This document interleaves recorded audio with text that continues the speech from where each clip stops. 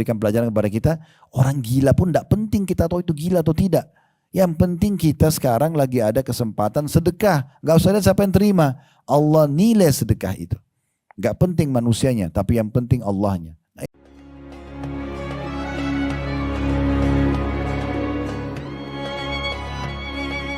Assalamualaikum warahmatullahi wabarakatuh.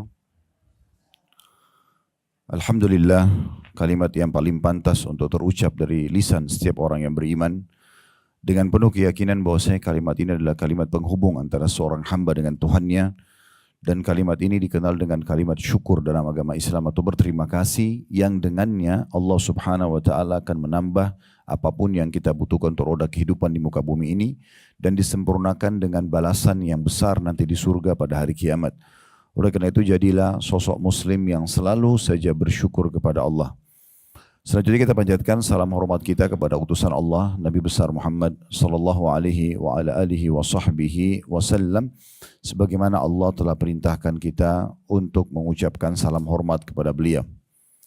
Pada kesempatan ini seperti biasa, di saat Allah Subhanahu wa taala mudahkan, kita akan lanjutkan bedah buku Meraih Pahala Besar dengan Amalan Ringan yang ditulis oleh Muhammad Khair Yusuf.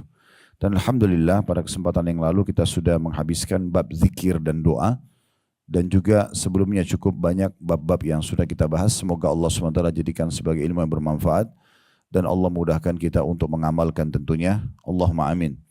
Dan juga sebelum masuk ke bab lanjutannya, kita terus berdoa untuk saudara kita di Palestina, terutama Gaza. Semoga Allah SWT berikan mereka kesabaran, kemenangan. Allah SWT juga menerima para syuhada mereka, dan Allah ikut sertakan bersama mereka pahala buat kita, baik dengan jiwa, dengan harta, dan apapun yang Allah Subhanahu wa taala mudahkan untuk kita semua. Dan juga kita selalu mendoakan agar negara kita menjadi negara yang aman, tentram, damai, makmur, dan Allah Subhanahu wa taala mempertahankan kemerdekaan dan persatuan juga kesatuan kita selama Allah Subhanahu wa taala masih menjalankan kehidupan atau mengizinkan jalannya kehidupan di muka bumi ini sebelum kiamat tentunya. Dan semoga Allah berikan petunjuk para pemimpin kita untuk menjalankan amanah dengan baik dan menjadikan kita masyarakat yang selalu gotong royong menjaga kemerdekaan dan juga memakmurkan negara kita sehingga kita menjadi contoh bagi negara-negara yang lain. Dan semoga Allah menyatukan kita semua di surga firdausnya tanpa hisab sebagaimana disatukan dalam majelis ilmu yang mulia ini. Allahumma amin. Baik, kita akan masuk di halaman 55 dari buku kita ini, bab baru, bab sedekah dan infak. Bab ini seperti biasanya kita akan jelaskan dulu prolognya atau pemukaddimah daripada bab ini. Sedekah ini teman-teman sekalian adalah memberikan sesuatu di jalan Allah Subhanahu wa taala, apapun sifatnya. Apakah itu makanan, minuman, pakaian, tanah misalnya, tempat tinggal, transportasi, hewan tunggangan kah, atau mungkin mobil atau motor di masa kita sekarang, apa saja yang kita keluarkan di jalan Allah maka disilakan dengan sedekah. Sampai senyum pun kepada sesama muslim itu adalah sedekah. Dan ini babnya luas sekali. Dan ini satu bab rahasia yang luar biasa yang harus diketahui oleh setiap muslim dan muslimah. Kalau ingin bahagia hidup, ingin melakukan amal yang paling mudah mendekatkan diri kita kepada Allah Subhanahu wa taala, setelah yang wajib-wajib, maka kita bicara bab sedekah.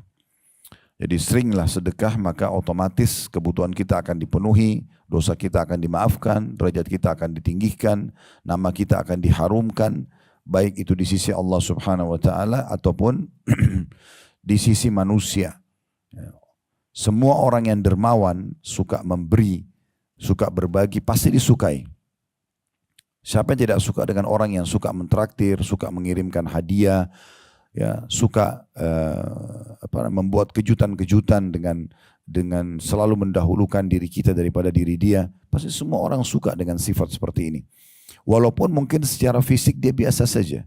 Mungkin orang itu tidak seberapa cantik, tidak seberapa tampan, mungkin juga bukan dari keluarga yang terkenal misalnya, atau orang yang kaya raya, milioner misalnya.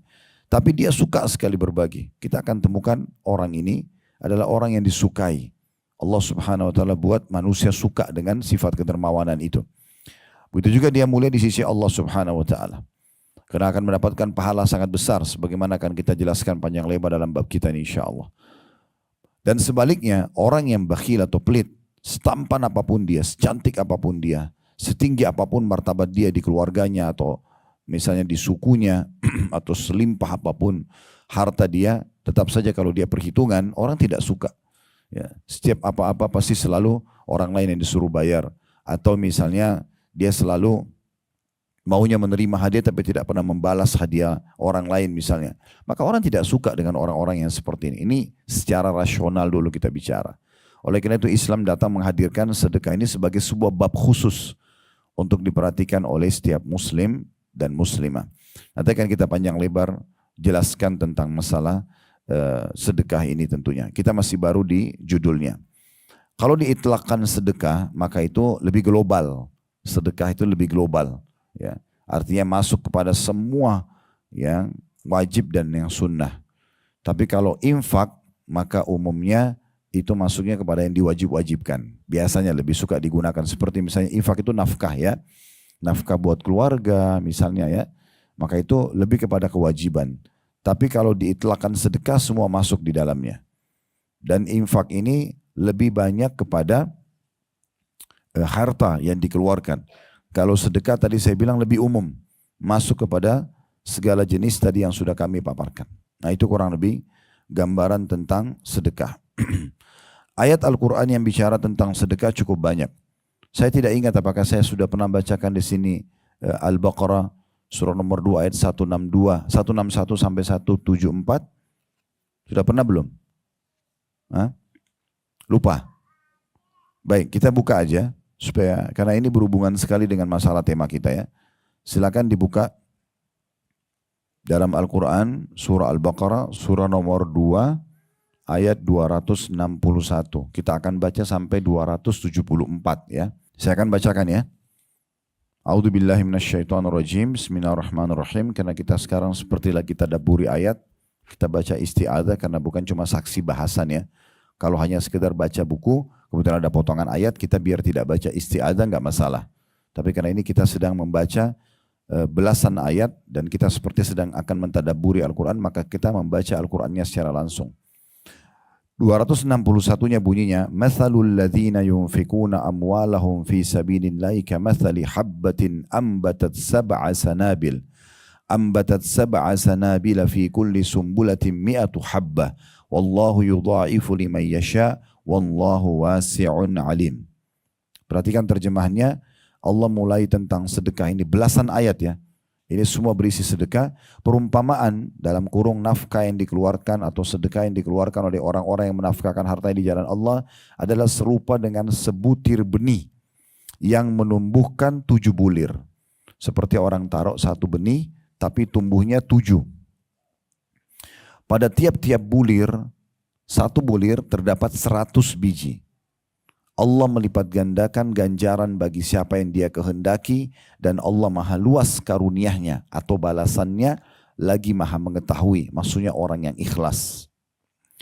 Dari ayat ini kita bisa lihat ya, kalau kita tadabburi maknanya atau kita renungi maknanya, Allah Subhanahu wa taala tidak memberikan contoh sesuatu yang besar. Bukan misalnya perumpamaan orang yang menginfakkan seperti gunung pahala sedekah atau emas misalnya. Atau Allah sebutkan orang yang mewakafkan tanah, sebidang tanah luasnya sekian. Tidak. Allah menyebutkan di sini sesuatu yang paling sederhana. Orang yang mengeluarkan di jalan Allah, ya, walaupun kecil, sampai Allah sebutkan ibaratnya seperti sebutir benih. Jadi biji kecil yang kita tanam, biji pepaya kah, biji buah apa yang kecil, nanti akhirnya jadi pohon yang besar. Maka di sini memaknakan bahwasanya sedekah apapun walaupun kecil di mata kita, yang penting kita keluarkan ikhlas karena Allah, maka akan mendapatkan apa yang dijanjikan. Tentu beda teman-teman sekalian antara misalnya si A sama si B. Si A ini mengeluarkan uang 100.000 rupiah dan si B mengeluarkan juga 100.000 rupiah. Tapi si A lebih ikhlas daripada si B, itu yang membedakan kadar pahalanya. Dan juga bisa lebih besar lagi kalau si A misalnya mengeluarkan 1 juta dengan ikhlas, si B 100.000 tapi kurang ikhlas. Maka akan lebih banyak lagi pahalanya. Tapi ada satu celah di mana seseorang yang menginfakkan hartanya mungkin secara kuantitas, jumlah lebih kecil daripada orang yang mengeluarkan ya lebih besar secara kuantitas. Misalnya ada si A mengeluarkan cuma 100.000 rupiah, si B mengeluarkan 100 juta rupiah. Tapi si A bisa lebih besar pahalanya. Bagaimana bisa terjadi itu? Sementara si A mengeluarkan 100.000, si B mengeluarkan 100 juta. Beda sekali jumlahnya secara kuantitas. Ini dijelaskan dalam sebuah hadis, kata Nabi SAW pada saat ada orang pernah menginfakkan cuma 1 dirham saja. Kecil sekali. Yang satu mengeluarkan 100 dinar atau lebih besar, berlipat-lipat ganda. Yang satu cuma dirham perak, yang satunya emas. Gitu. Lalu kata Nabi SAW, sungguh yang mengeluarkan 1 dirham ini lebih besar pahalanya di sisi Allah daripada 100. Para sahabat bertanya, ya Rasulullah, bagaimana ceritanya itu? Kata Nabi SAW, karena yang mengeluarkan 1 dirham tidak punya harta kecuali itu. Maka Allah catat dia mengeluarkan seluruh hartanya. Sementara orang yang keluarkan 100 dinar tadi, ya itu dia punya banyak sekali. Jadi 100 juta jadi kecil. Kayak misalnya tadi orang keluarkan 100 juta rupiah, tapi dia punya uang 100 miliar. 100 juta jadi kecil. Nah, maka Allah dengan kemahaadilannya justru menilai orang yang mengeluarkan 100.000 tapi tidak punya kecuali itu saja. Dia miskin sekali, cuma punya 100.000 tapi dia keluarkan semuanya. Maka ini dicatat pahalanya lebih besar di sisi Allah Subhanahu Wa Taala. Jadi kita bermain di sini adalah kadar keikhlasan seseorang dan pengorbanannya di jalan Allah Subhanahu Wa Taala. Mirip juga orang yang memberikan makan untuk 100 orang, tapi dia punya kemampuan memberi makan 10.000 orang. Karena dia kaya raya.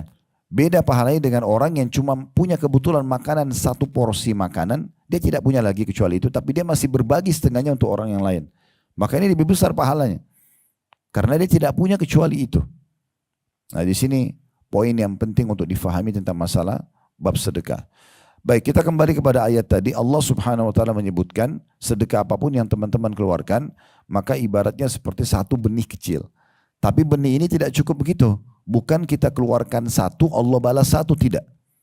Dalam ayat ini dijanjikan satu sedekah itu seperti benih 1 dan mengeluarkan 7 bulir.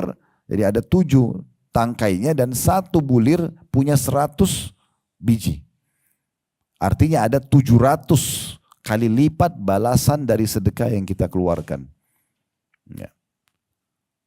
Ini yang bisa diambil dari makna ayat 261-nya. 262-nya, ini syarat agar bisa diterima sedekahnya. Fahami baik-baik ini, karena banyak orang melanggar ini, dia pikir dia sudah banyak sedekah tapi akhirnya tidak dapat pahalanya. Lihat ya, Allah berfirman, alladzina yunfikuna amwalahum fi sabilillahi thumma la yutbi'una ma anfaqu mannan wala adhan lahum ajrum 'inda rabbihim wala khaufun 'alaihim wala hum yahzanun. Orang-orang yang menafkahkan hartanya di jalan Allah, kemudian mereka tidak mengiringi, tidak mengikuti apa yang dinafkahkan itu dengan menyebut-nyebut pemberiannya. Kamu kan sudah saya bantu, kamu kan sudah saya kasih. Ingat gak dulu saya kasih begini? Nah itu namanya man dalam bahasa agama. Itu tidak boleh, hukumnya haram ya. Gak boleh nyebut-nyebut pemberian. Kalau memang kita kasih karena Allah, gak boleh kita sebut-sebut. Selesai. Ya, jadi kita tidak boleh menyebut-nyebutnya. Kecuali ada beberapa keadaan yang dikhususkan. Seperti misalnya orang tua yang menyebutkan kepada anaknya agar anaknya berbakti. Ya. Contoh ada orang tua, udah biaya anaknya, udah besarkan, tapi ternyata anaknya ini nggak bakti, malah durhaka. Lalu orang tuanya bilang, nak, masa ayah sama ibu sudah biayai hidup kamu, sudah besarin kamu, udah kasih fasilitas ini dan itu, tapi kamu balas begini, itu nggak berdosa. Karena dia punya hak sebagai orang tua. Begitu juga posisi suami pada saat mengingatkan istrinya, misalnya sudah ditentukan nafkah bulanan, ini ya nafkah bulanan, tapi ternyata istrinya habiskan sebelum waktunya. Lalu suaminya tanya, kan sudah saya kasih kemarin, kok bisa habis, kemana saja? Ya. Maka itu waktu dia lihat tunjukkan bukti, ini bukti transfernya kan ada. Ini tidak masuk dalam man, tidak masuk dalam ancaman ini. Karena memang dia punya hak untuk menanyakan. Pemimpin negara, pemimpin satu wilayah kepada masyarakatnya. Misal dia buat jembatan, dia buat apalah fasilitas umum yang dipakai. Lalu dia bilang, wahai masyarakatku, tolong ini dijaga baik-baik ya. Kami sudah berkorban sekian banyak untuk membangun jembatan ini, jalan itu dirawat. Itu tidak masuk dalam ancaman ini. Karena memang dia harus ingatkan orang. Nah, ini contohnya. Ya. Maka ini berbeda. Tapi kalau misalnya teman-teman sekalian bersedekah kepada tetangga, kerabat, saudara, ya, ada orang miskin suka datang lewat di depan rumah setiap hari, terus kita kasih, besok datang lagi, minggu depan minta lagi. Lalu kita bilang, kamu kan sudah saya kasih. Enggak, jangan sebutkan. Enggak ada urusannya. Kalau kita niatnya karena Allah, kita tidak akan lihat siapa penerimanya. Kita akan fokus kepada pahala yang sedang kita kejar. Sekarang bedanya apa teman-teman sekalian? Orang itu mengulangi permintaannya dengan orang baru yang minta. Kan tujuan kita adalah sedekahnya kan? Jadi nggak penting orang itu terulang atau orang lain yang minta. Jangan setan masuk ke dalam diri kita mengatakan, loh orang itu sudah kamu bantu, loh harusnya kamu tegur dia. Nggak usah. Karena dia atau orang lain sama, intinya di saat itu Allah berikan kesempatan kita untuk meraih pahala sedekah. Nah fahami poin ini ya. Karena orang kadang-kadang melanggar, nah, karena ini syaratnya dalam ayat ini. Kapan kita sebut-sebut pemberian kita, maka gugur pahalanya. Tahu nggak masjid sana itu? Itu saya yang beliin karpetnya. Tahu nggak rumah anak yatim sana? Saya yang bangunin bangunannya misal. Untuk apa disebut? Gak ada manfaatnya. Kalau penyebutan itu terjadi karena pertanyaan, juga bisa aman dari riya. Misal, Bapak Ibu ditanya oleh sekolah anak kita misalnya. Ada infak diminta sedekah untuk bangunan. Lalu kita ditanya, apakah Bapak Ibu sudah nyumbang? Misal, oh kita mengatakan iya sudah, ini buktinya. Nah itu tidak masuk. Karena kita sedang ditanya. Yang jadi masalah besar ini tidak ditanya cerita. Ya. Itu riya. Sama kita ditanya misalnya, ibu, saya tadi sebelum datang pengajian atau pas datang, pas waktu duhur. Atau pas lewat duhur misalnya setengah jam atau 15 menit. Terus tuan rumah tanya, ibu udah sholat belum? Kan kita ditanya. Oh iya sudah tadi saya sholat di sana. Ini enggak riya karena memang kita ditanya. Riya itu enggak ditanya ngomong. Nah, kamu udah sholat, saya sudah sholat. Enggak ada yang tanya. Kan gitu. Nah itu jadi riya. Kan gitu. Baik kita kembali tadi. Jadi syarat pertama agar diterima jangan sebut-sebut. Udah pokoknya selama tidak ada yang tahu enggak usah ada yang tahu. Gitu kan? Kalau perlu selama ini menyumbang selalu titip pesan. Namanya hamba Allah aja ya. Gak usah tulis hajjah fulana ini panjang lebar. Ya. Begitu disebut pakai mikrofon masjid. Wah syaitan bisikin tuh nama kau disebut. Iya ya. Riya. Kata Nabi SAW al-yasiru minar riya syirk. Sedikit saja riya sudah syirik kepada Allah. Baik itu yang pertama. Yang kedua. Dan tidak menyakiti perasaan si penerima. Ini dari 1400 tahun yang lalu Allah turunkan ini. Gak boleh sakiti mereka. Banyak contoh-contoh menyakiti perasaan penerima. Lagi di lampu merah, kita mau bantu orang miskin. Buka jendelanya Bapak Ibu sekalian. Buka jendela, buka dan kasih. Kita harus menganggap diri kita lebih butuh kepada sedekah tersebut daripada orang miskin yang menerimanya. Kita harus tahu itu karena kita sedang mendapatkan peluang ibadah. Tidak usah lihat siapa penerimanya. Ya. Buka jendelanya kasih baik-baik. Ucapin salam, assalamualaikum, terus ini kasih. Boleh kita bilang tolong doain saya. Tapi buka jendela sedikit, cuma jarinya yang keluar itu pun cuma 500 rupiah. Ini luar biasa. Nih. Menyakiti perasaan enggak? Sekarang cara memahami sakit atau tidak, bayangkan kalau kita di posisi dia.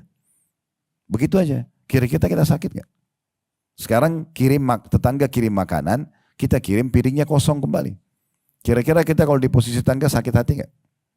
Contohnya saja ya. Jadi banyak sekali contoh-contoh. Jadi jangan sampai menyakiti perasaan si penerima. Kasih orang barang sambil dilempar ke dia misalnya. Kena anggap remeh. Nggak boleh. Kemas pemberian itu sebaik mungkin. Apalagi kepada orang-orang yang bisa kita dapat double pahala. Seperti contoh kepada orang tua kita. Saya tanya Bapak Ibu sekalian, coba jujur. Kalau seandainya tiba-tiba Bapak Ibu diundang oleh presiden misalnya. Kemudian presiden titip pesan, tolong bawain saya buah-buahan. Kira-kira Bapak Ibu beli di mana buah-buahannya? Masih hidup nggak ini? Pasti cari toko buah terbaik ya. Sekarang saya tanya jujur, kalau seandainya orang tua ibu dan bapak yang pesan, beli di mana? Nah, baik, kalau presiden dikemasnya bagaimana? Eksklusif ya, pakai keranjang, pakai pita, pakai. Kalau orang tuanya pesan, mau kreseknya bau ikan enggak apa-apa ya. Ini kekeliruan ini. Harusnya buat orang tua kita lebih baik dari untuk presiden. Kan gitu. Itu contoh. Berikan yang terbaik. Sama suami istri. Sama suami istri. Sering memberikan hadiah satu sama lain. Dan berikan hadiah yang terbaik. Berikan yang terbaik untuk pasangan. Kata Nabi SAW, tahadu tahabu. Saling memberikan hadiah, pasti kalian akan saling mencintai. Muncul rasa suka. Nah yang saya sering temukan dalam kasus rumah tangga, ibu-ibu ini suka sekali kalau suaminya kasih hadiah. Tapi dia tidak pernah kasih. Selalu alasannya kenapa, itu kan kewajiban dia. Kok lucu ini? Ini bukan nafkah ini hadiah. Saling memberi, kenapa nggak kasih? Ini contohnya. Jadi jangan sampai menyakiti perasaan si penerima. Apapun metodenya, apapun cara, mungkin tidak semua tidak di benak saya sekarang. Tapi jangan sakiti mereka. Dan harus kita tanamkan supaya tidak sakiti orang-orang penerima ini. Harus kita tanamkan dalam diri kita. Kita lebih butuh dengan sedekah itu daripada dia. Karena yang kita sedekah, misalnya Bapak Ibu bantu 1 juta rupiah kepada seseorang. Anda nilai 1 juta. Dia kan pakai uang itu ya, bayar utangnya, misalnya biaya anaknya, apalah segala macam, habis. Tapi kita yang bersedekah, 1 juta itu sedang dibawa ke timbangan amal oleh orang miskin itu perantaranya, yang akan dilipat gandakan, tadi ingat ayat 261, sampai 700 kali lipat. Artinya kalau tidak melalui dia, tidak sampai ke timbangan amal itu. Maka fahami kita lebih butuh. Ulama salaf dulu, para sahabat, para tabi'in, mereka saking fahamnya poin ini Bapak Ibu sekalian, sampai mereka yang keluar cari orang miskin. Bukan mereka yang tunggu untuk didatangi. Karena level sedekah itu lebih afdal, lebih baik kalau seandainya kita yang sengaja memang mengejar peluang sedekah itu dibandingkan ya, kitanya yang ya. Jadi kita daripada kita dimintai oleh orang.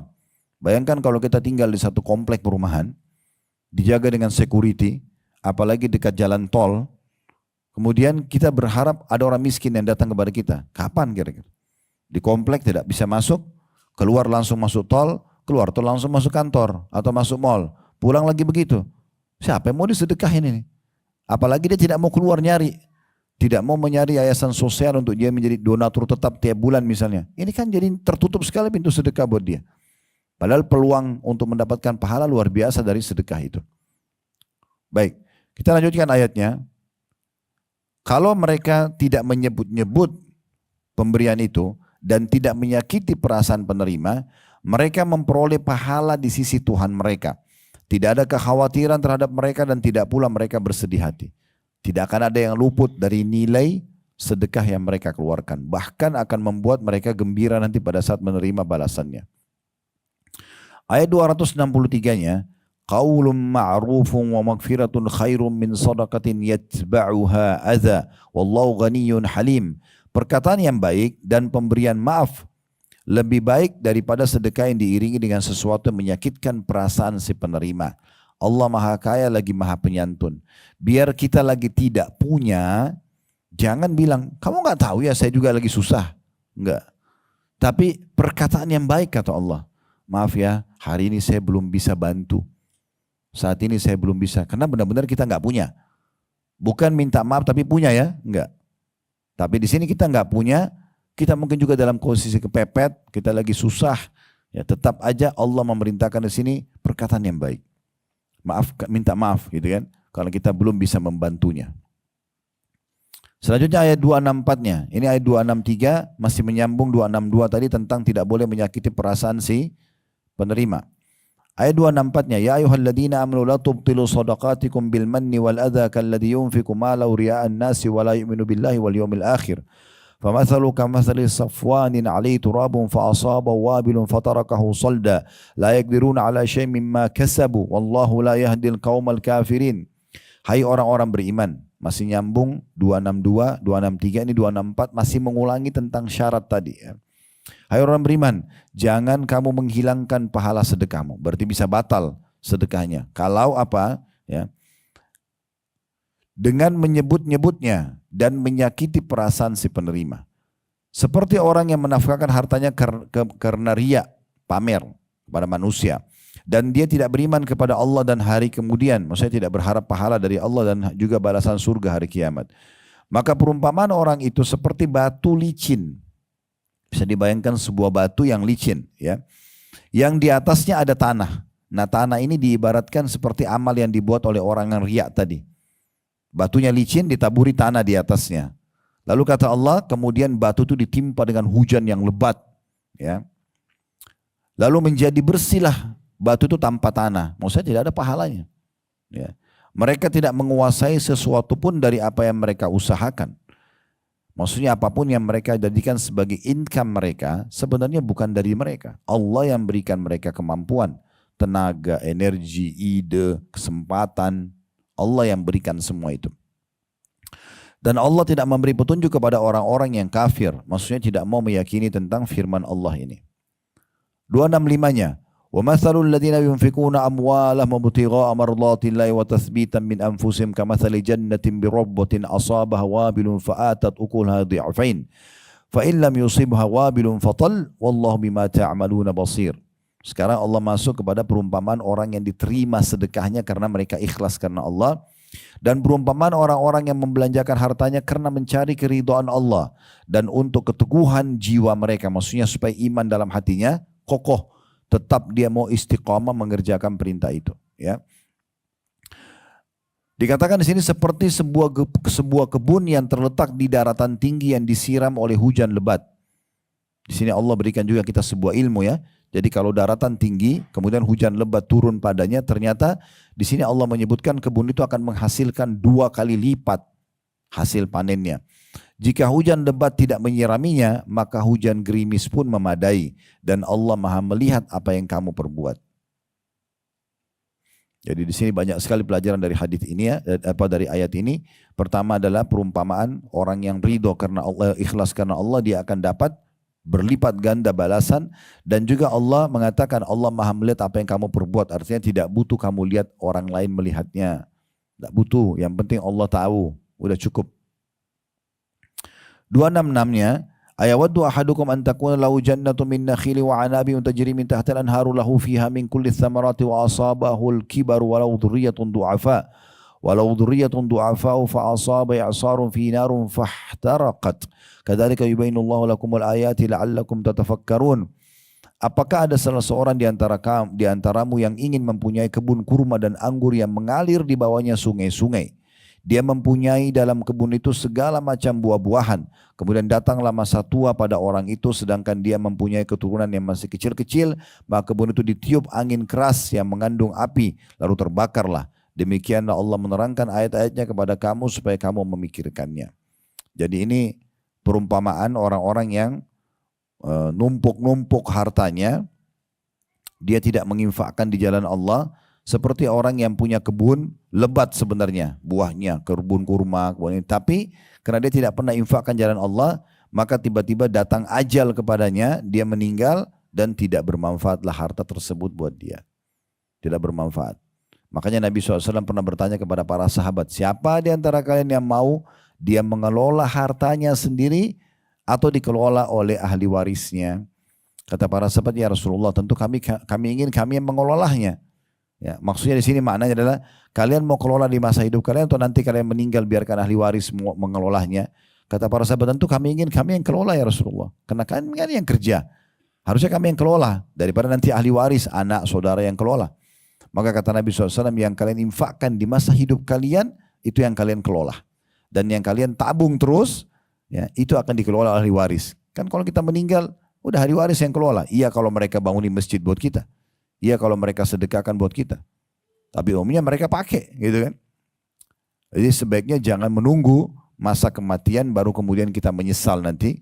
Ya tidak bisa bersedekah. Karena orang nanti Bapak Ibu sekalian kalau meninggal berharap kembali ke dunia bisa menyedekahkan. Bukan satu butir kurma, semua hartanya. Dia berharap semua di rekeningnya disedekahkan segera baru dia meninggal lagi. Tapi pada saat itu penyesalan tidak ada gunanya karena tidak mungkin kita kembali hidup. Ayat 267-nya, Ya ayyuhalladzina amanu anfiqu min tayyibati ma kasabtum wa mimma akhrajna lakum minal ard wa la tayammamul khabitha minhu tunfikuna wa lastum biakhidhi illa an tughmidu fi wa'lamu anna Allah ganiyyun hamid. Ini syarat ketiga. Tadi kan syarat pertama apa?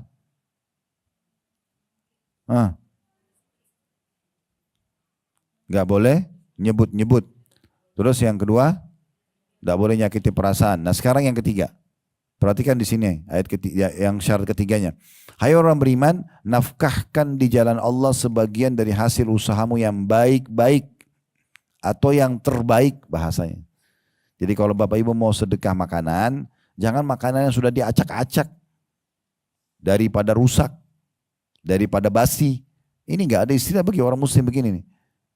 Kita masak, memang yang masih fresh, yang masih bagus, itu langsung dikeluarkan yang untuk disedekahkan yang ini.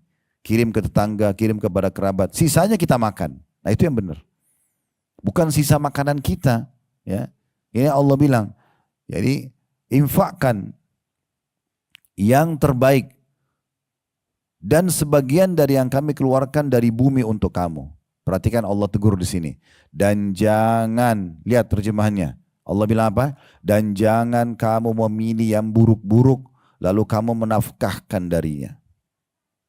Lalu Allah bilang, dikasih perumpamaan luar biasa ini ya. Padahal kamu sendiri tidak mau mengambilnya, melainkan dengan memincingkan mata terhadapnya. Dan ketahuilah bahwasanya Allah maha kaya dan lagi maha terpuji. Jadi jangan kau infakkan makanan, kalau kamu yang dikasih sama, kamu akan pincingkan mata, tutup mata sebelah, kayak nggak mau nerima. Kenapa? Kamu kasih ke orang. Bisa tangkap pesannya, ini penting sekali. Jadi sedekah yang terbaik. Saya mengajak teman-teman berpraktikin. Kalau beli buah-buahan misalnya, beli makanan, ada pembantu rumah tangga kita di rumah. Sebelum kita makan, keluarkan. Saya begitu terapin di rumah.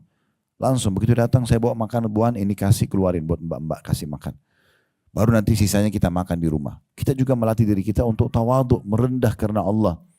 Ini enggak makan, mereka pada lihat, sampai habis mereka nggak dikasih. Ini yang membuka pintu pencurian biasa.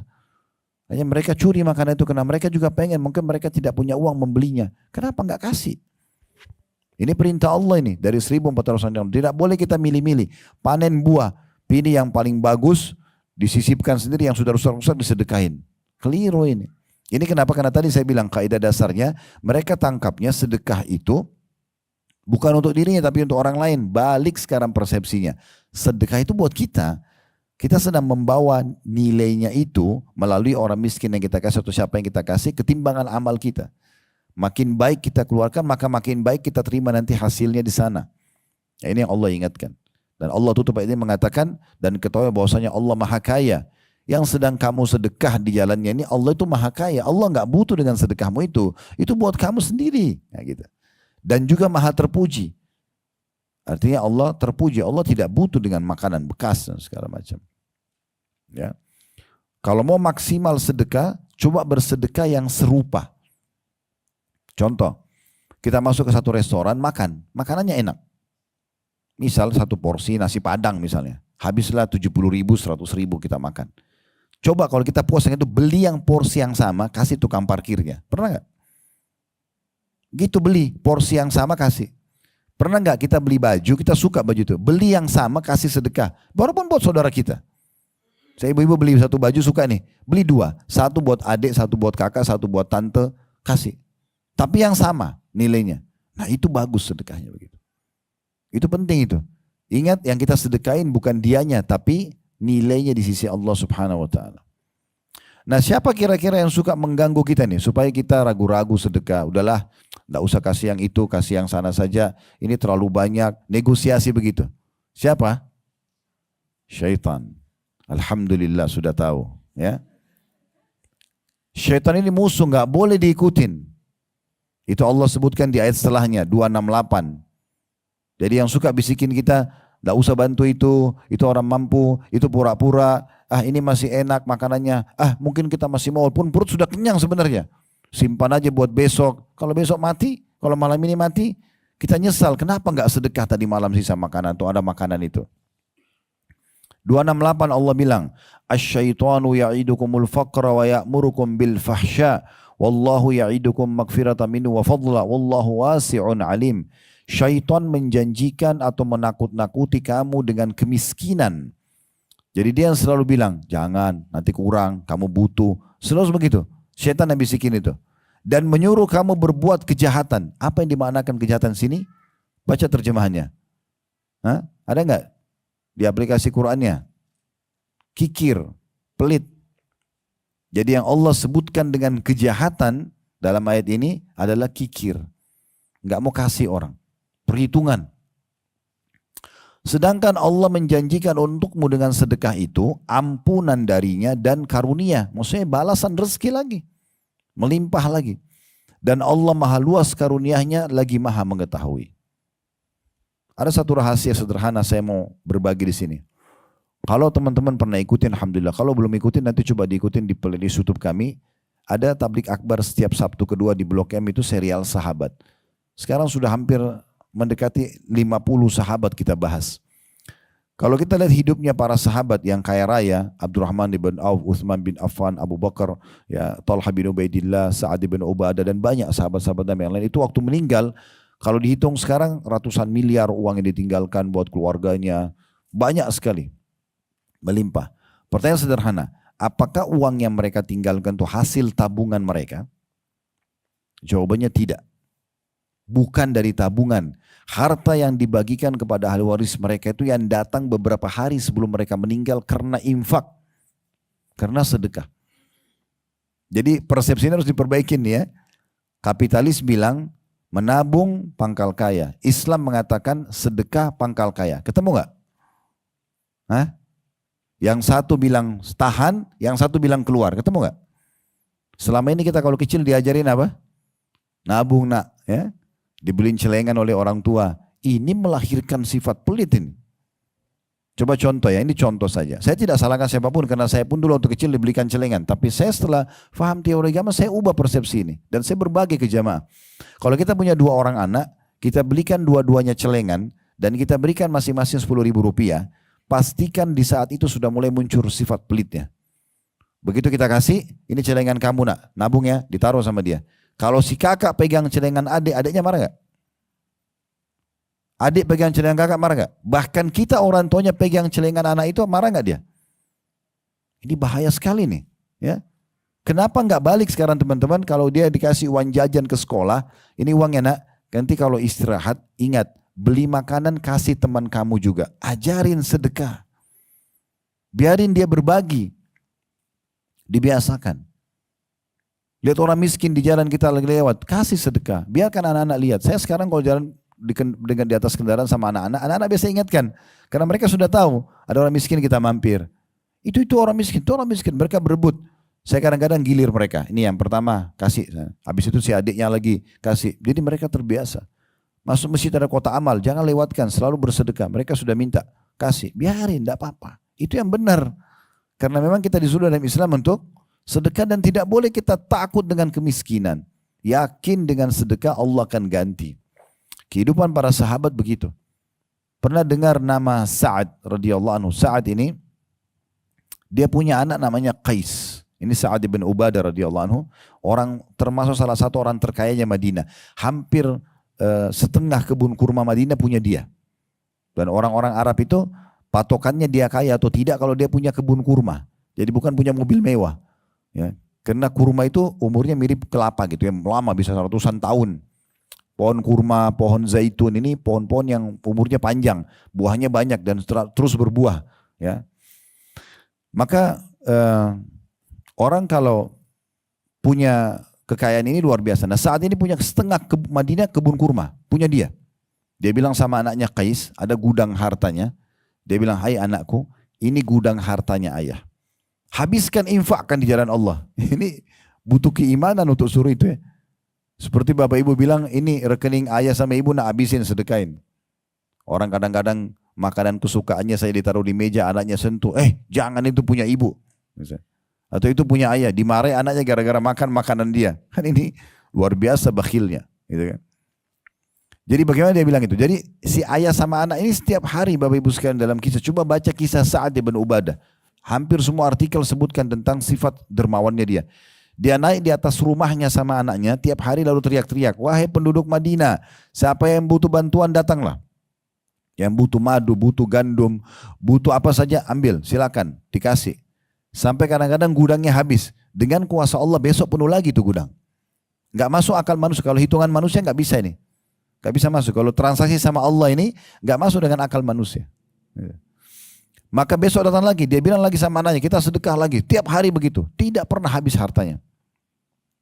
Sampai satu waktu si ayah bilang sama anaknya, kayaknya semua jenis barang kita sudah pernah sedekain. Makanan sudah, pakaian sudah, hewan-hewan sudah, apa saja kita sudah sedekain. Tapi kita belum ambil pahala di mengutangkan orang. Ini kan ada bab sendiri. Mengutangkan orang termasuk pahala ya. Jadi pahalanya sangat besar. Kata Nabi SAW, siapa yang memberikan utang kepada orang lain atau memberikan tenggang waktu atau memaafkannya utang itu, maka dia akan datang pada hari kiamat mendapat naungan, tidak ada mendapat naungan Allah di mahsyar, tidak ada naungan kecuali naungannya. Hari itu kita tidak akan kena panasnya matahari dan hiruk-piruknya mahsyar karena mengutangkan orang lain. Jadi dia bilang sama anaknya, kita coba cari pahala dengan mengutangkan orang. Dia berdua ayah sama anak ini naik di atas rumah karena waktu itu belum ada media kayak kita sekarang. Bisa share gitu ya. Mereka harus teriak-teriak. Wahai penduduk Madinah, siapa yang butuh utang datanglah. Datanglah orang-orang yang miskin, susah bantu. Yang butuh bantuan antri. Diutangin sama dia. Udah habis semua, sekian banyak orang utang. Jatuh tempo nih. Lalu mereka sepakat ayah sama anak. Nanti kalau saat jatuh tempo mereka datang. Mereka akan mengatakan sesungguhnya ya, kami tidak akan ambil lagi apa yang sudah kami pinjamkan di jalan Allah. Dimaafkan. Hanya untuk kejar pahalanya aja. Gitu kan? Begitu mereka luar biasa fahami tentang masalah sedekah itu. Tidak usah ragu dan jangan khawatir kalau kita keluarkan sedekah lalu kemudian kita ini kesusahan. Itu janji Allah tidak mungkin salah.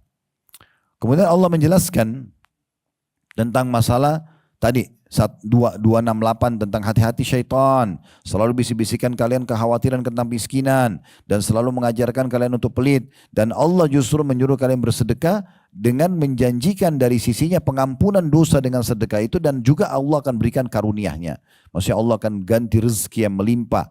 Dan Allah itu maha luas karunia-Nya dan maha mengetahui. Maksudnya tidak bisa dinilai lagi kekayaan Allah subhanahu wa ta'ala. Lalu Allah sebutkan di ayat 269-nya pujian terhadap orang yang faham ini lalu mengaplikasikan dalam kehidupan mereka. Yu'til hikmata may yasha wa may yu'tal hikmata faqad utiya khairan katsira wa ma yadhakkaru illa ulul albab. Allah menganugerahkan al-hikmah atau kepahaman terhadap Al-Quran dan juga sunnah kepada siapa yang dikehendakinya. Ya, maksudnya untuk menerapkan isi-isi Al-Quran dan Sunnah. Dan barang siapa yang dianugerahkan hikmah, ia benar-benar telah dianugerahi karunia yang banyak. Dan hanya orang-orang berakallah yang mau gunakan akal sehatnya yang dapat mengambil pelajaran dari firman Allah itu. Betul dia mau menjalankan firman Allah ini sehingga diikuti dengan keyakinan kalau Allah akan ganti apa yang dia sedekahkan sehingga tidak pernah ragu dan selalu dia berikan yang terbaik di jalan Allah Subhanahu wa taala. Ayat 270-nya, "Wa ma anfaqtum min nafaqatin aw nadartum min nadrin fa innallaha ya'lamu ma lidh-dhalimina min ansar." Apa saja yang kamu nafkahkan atau apa saja yang kamu nazarkan niat untuk dikeluarkan di jalan Allah, maka sungguhnya Allah mengetahuinya. Orang-orang yang berbuat zalim tidak ada seorang penolong pun bagi mereka. Makna orang zalim orang yang tidak mau berinfak di jalan Allah. Karena kita sedang bicara masalah infak atau sedekah. Jadi Allah anggap mereka adalah orang-orang yang zalim terhadap diri mereka sendiri. Kenapa enggak keluarin? Toh juga uang itu, harta itu bukan punya kita. Punya Allah SWT. Kita lahir di muka bumi ini enggak punya apa-apa kan. Lahir dengan telanjang badan, kita juga meninggal nanti dengan telanjang badan. Dibungkus dengan selimut pada saat lahir, dibungkus dengan kain kafan pada saat mati. Semua perhiasan, harta, semua habis ditinggal, nggak ada yang dibawa. Ya. 271-nya Allah menjelaskan tentang masalah kalau ada orang berinfak dengan terang-terangan dan orang berinfak dengan sembunyi-sembunyi, dua-duanya baik. Yang penting dia bisa mengontrol niatnya supaya jangan riak. Ya. Allah bilang di 271, in tubdus sadaqati fa ni'immahi wa in tukhfuha tu'tuha al-fuqara fa huwa khairun lakum. Wa yukaffiru ankum min sayyiatikum wallahu bima ta'maluna khabir. Jika kamu menampakkan sedekahmu, maka itu adalah baik sekali. Kalau misalnya tiba-tiba kita lagi lewat di pinggir jalan ada kotak amal masjid. Kita harus memberikan dan orang lihat. Gitu kan. Atau misalnya di majelis begini ada yang iklanin. Ini ada bantuan nih buat Palestina misalnya. Atau ini ada bantuan buat masjid. Lalu kita bersedekah. Ya tidak ada masalah, orang lihat. Yang penting kita kontrol diri kita untuk tidak riya. Ya. Karena riya itu seperti satu metode yang ditawarkan syaitan ya, untuk membuat kita tidak mendapatkan pahala. Tinggal kita tolak saja. Seperti seorang marketing yang menawarkan produknya, kita tolak. Sudah begitu saja. Selama kita tolak, kita tidak akan kena riya itu. Lalu Allah mengatakan, dan jika kamu menyembunyikannya dan kamu berikan kepada orang-orang fakir, maka menyembunyikan lebih baik lagi bagimu. Jadi kalau memang bisa kita kasih tanpa orang tahu, bagus. Itu lebih bagus lagi. Tapi kalau di depan umum ada yang minta bantuan, kita kasih. Jangan karena di depan umum kita bilang, kalau saya kasih nanti saya riya. Enggak. Karena saat itu memang diminta di terang-terangan. Ya. Pernah terjadi di masa Nabi SAW pada saat mau jihad, beliau memanggil, ayo siapa yang mau berinfak. Ya. Maka banyak sahabat datang di depan sahabat yang lain. Bawa hartanya, bawa emas, bawa perak, bawa pedang, bawa perisai, bawa kuda, bawa unta untuk disedekahkan di jalan Allah Subhanahu Wa Taala. Dan Allah akan menghapuskan dengan sedekah itu dari kamu sebagian kesalahan-kesalahanmu. Dan Allah mengetahui apa yang kamu kerjakan. Jadi sedekah itu selain kita mendapatkan pahala yang melimpah, juga kita akan dapat gantinya berlipat-lipat ganda dari Allah Subhanahu Wa Taala dari jalan yang kita tidak sangka-sangka.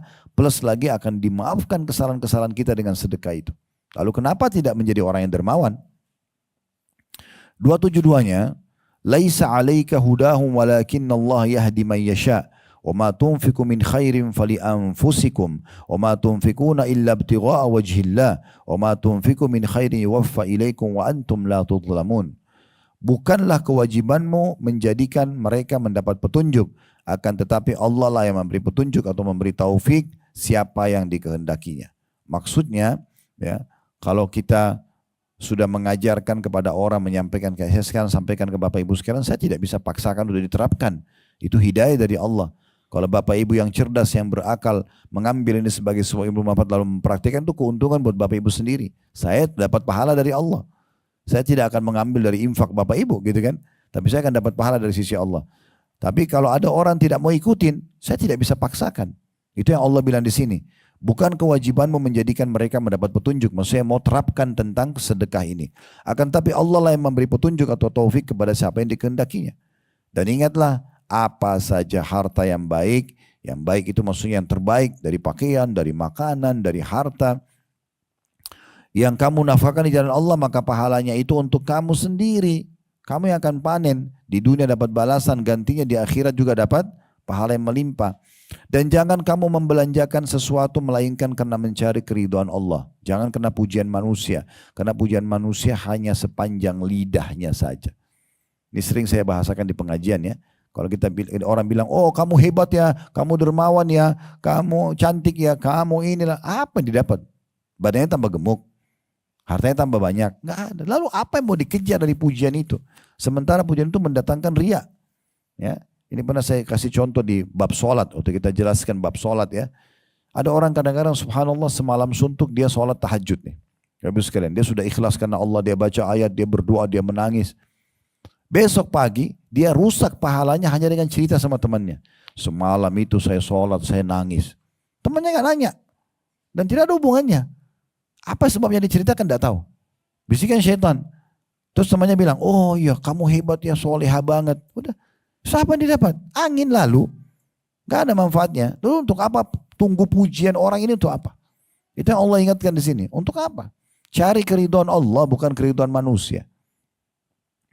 Dan apa saja harta yang baik yang kamu nafkahkan, niscaya kamu akan diberi pahalanya dengan cukup. Sedangkan kamu sedikit pun tidak akan dianiaya atau dirugikan. 273-nya. للفقراء الذين أحصروا في سبيل الله لا يستطيعون ضربا في الأرض يحسبهم الجاهل أغنياء من التعفف تعرفهم بسيماهم لا يسألون الناس إلحافا وما تنفق من خير فإن الله به عليم. Berinfaklah kepada orang-orang fakir yang terikat oleh jihad. Nah ini sekarang di Palestina. Dan ini alhamdulillah kita bersyukur kepada Allah. Butuh kita mestinya memberikan apresiasi kepada pemerintah kita yang memberikan dukungan terhadap kemerdekaan teman-teman di Palestina. Membuka, bahkan saya dapat informasi sekarang Basnas juga membuka peluang untuk masyarakat Indonesia bersedekah membantu. Bahkan pemerintah sudah mengirim pesawat angkatan darat, angkatan udara membawa makanan ke sana langsung masuk. Itu bagus sekali itu, luar biasa. Sekarang ditambah lagi MUI menyuruh kita memboikot produk-produk mereka yang penjajah ini. Karena memang dalam undang-undang dasar kita tidak boleh ada penjajahan di muka bumi lagi. Selesai, kita harus mendukung itu. Dan lebih daripada itu juga memang Palestina punya jasa terhadap Indonesia pada saat mau kemerdekaan. Mereka mendukung kemerdekaan kita dan mereka sudah merdeka sebelumnya. Udah jauh sebelum kita. Cuma mereka tiba-tiba dijajah. Mereka sudah punya bandara di saat negara-negara masih banyak belum punya bandara. Saya punya foto-foto kunonya itu tentang masalah ya, Bandara Quds namanya sudah ada pada saat itu, building-building bangunan mobil-mobil mewah sudah ada di Palestina dulu sebelum mereka dijajah. Ya, sampai tahun 1947 itu mereka masih aman. 1948 baru direbut oleh Israel gitu. Baik, kita kembali ke sini. Allah mengatakan berinfaklah kepada orang-orang fakir yang terikat dengan jihad di jalan Allah. Mereka tidak dapat berusaha di muka bumi, maka mereka tidak bisa kerja karena mereka harus perang. Ya. Orang-orang yang tidak tahu menyangka mereka adalah orang-orang kaya karena mereka memelihara diri dari minta-minta.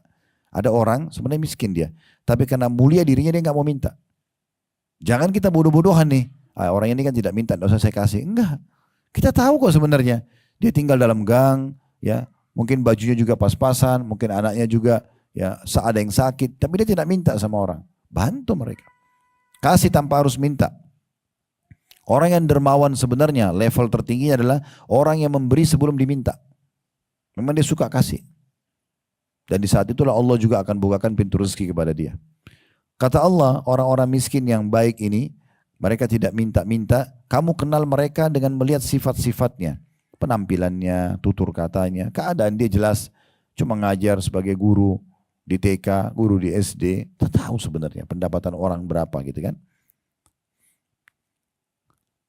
Lalu kata Allah, kamu kenal mereka dengan melihat sifat-sifatnya. Mereka tidak meminta kepada orang secara mendesak. Dan apa saja harta yang baik yang kamu nafkahkan dan Allah, sesungguhnya Allah maha mengetahuinya. 274 ini ayat terakhirnya. Alladzina yunfikuna amwalahum bil-laili wan-nahari sirran wa alaniyatan falahum ajrum 'inda rabbihim wala khaufun 'alaihim wala hum yahzanun. Orang-orang yang menafkahkan hartanya di malam dan siang hari. Apa maknanya kata ulama tafsir? Dari pagi sampai menjelang malam tidak pernah berhenti sedekah, bukan sekali saja. Tiba malam sedekah lagi, waktunya sampai pagi lagi. Allah bilang, orang-orang yang menafkahkan hartanya di malam dan siang hari, secara sembunyi-sembunyi atau terang-terangan, maka mereka mendapatkan pahala di sisi Tuhan mereka. Tidak ada kekhawatiran terhadap mereka dan tidak pula mereka bersedih hati. Sekarang ini di masa kita luar biasa ini ya, peluang sedekah. Karena kita di atas ranjang pakai handphone online bisa transfer. Bukan cuma sedekah di kota kita, di negara kita, luar negeri bisa. Contoh Ramadan, Bapak Ibu ingin berbagi membuka puasakan orang, misal di Saudi, di Mekah, di Masjid Haram. Ada yayasan sosial resmi. Biasanya kami kalau bimbing umroh kami selalu ingatkan jemaah ini loh yayasan resmi, ini bagi juga buka puasa di Mekah. Tinggal kita transfer uang, masuk, kita sudah dapat pahala. Padahal kita lagi di Jakarta, dapat pahala buka puasa di Mekah. Ada orang kita membuka puasain muslim di Amerika, di Australia, di mana saja. Tinggal kita cari yayasan resmi, kita kirim. Atau kenalan kerabat sana, transfer uang, mereka tinggal beliin buka puasa. Gampang sekali mendapatkan sekarang pahala. Orang dulu susah banget, dia cuma bisa sedekah di sekitar dia saja kan. Susah sekali kalau dia mau bawa uangnya dari Mekah misalnya, atau dari Indonesia ke Mekah, waktu itu orang harus naik kapal. Kapal laut bisa 2 bulan orang pergi haji, pesawat berapa kali transit, itu luar biasa. Masa sekarang luar mudah, jangan sia-siakan peluang ini. Ya, ini penting sekali. Baik sampai sini ayat tentang masalah sedekah. 275 itu sudah masuk ke masalah bab riba ya, masalah riba. Baik, kita perlu garis bawahi juga masalah infak ini supaya lebih jelas ya. Apa yang kita miliki sekarang, fahami poin penting. Ini sudah selesai tadi Al-Baqarah 261 sampai 274. Sekarang kita lebih titik beratkan ke masalah sadari Bapak Ibu sekalian, apa yang kita miliki ini bukan milik kita, tapi milik Allah. Jangan selalu bilang mobilku, rumahku, bajuku, boleh, tapi hati-hati dengan bahasa ini. Hati-hati. Kalau bisa lebih baik, ya Allah amanahkan buat saya. Saya kadang-kadang didatangi oleh tamu di restoran, ini restoran Ustadz ya? Ini Allah amanahkan. Supaya kita sadar ini bukan punya kita sebenarnya. Dan itu memang Allah titik beratkan. Coba buka sekarang Al-Quran, ya. Surah Al-Hadid ayat 7. Surah Al-Hadid ayat 7. Surah nomor 57 ayat 7. Sudah? Saya bacakan ya. Allah berfirman, Aminu billahi wa rasulihi wa anfiku mimma ja'alakum mustakhlafina fi, falladzina amanu minkum wa anfaku lahum ajrun kabir. Ya. Terjemahannya, berimanlah kamu kepada Allah, karena tidak ada Tuhan selain Allah, dan Rasulnya Muhammad SAW. Setelah iman kepada Allah dan Rasulnya, Allah SWT mengatakan, dan nafkahkan sebagian dari hartamu yang, ini garis bawahi, yang Allah menjadikan kamu menguasainya. Maksudnya Allah yang memberi kamu itu harta. Tabungan kita, perhiasan kita, pakaian kita, semua makanan, mobil, rumah, ini Allah yang kuasakan kepada kita semasa kita hidup. Setelah kita meninggal, selesai, gak ada urusan lagi sama kita. Maka orang-orang yang beriman di antara kamu dan menafkahkan sebagian dari hartanya memperoleh pahala yang besar. Jadi ayat ini jelas sekali Allah mengatakan hartamu yang Allah telah menjadikan kamu menguasainya. Maksudnya dengan izin Allah lah kita memiliki. Imam Qurtubi rahimahullah, seorang ulama tafsir, memaknakan ini, mengatakan ayat ini merupakan dalil bahwa pada hakikatnya harta itu hanya milik Allah. Hamba tidaklah memiliki apa-apa melainkan apa yang Allah ridhahi.